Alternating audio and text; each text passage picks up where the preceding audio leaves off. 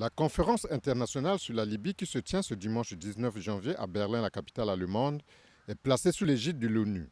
Elle vise à poursuivre les efforts diplomatiques tendant à parvenir à une résolution du conflit libyen, mieux à amorcer un processus de paix.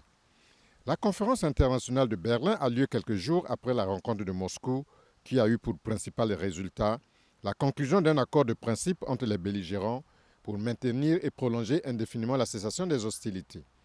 Sur la table du sommet de Berlin, un projet d'accord qui prône entre autres la normalisation de la vie quotidienne à Tripoli et dans les autres villes, ainsi que l'accès et la distribution en toute sécurité de l'aide humanitaire. Plusieurs pays dont le Congo, la Russie, la Turquie, la Chine, les USA, la France et l'Italie vont être présents.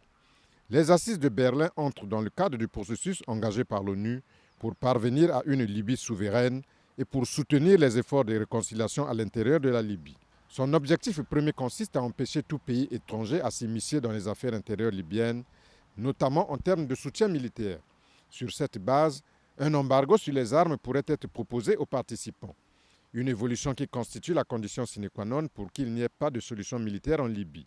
Car l'arrivée sur le terrain libyen de mercenaires et l'existence d'une multitude de groupes armés, notamment des miliciens djihadistes et celles des trafiquants d'armes et de passeurs de migrants, fait craindre à la communauté internationale de voir le conflit libyen dégénérer. En somme, l'Union européenne redoute que la Libye ne devienne une seconde Syrie et veut réduire en même temps la pression migratoire à ses frontières.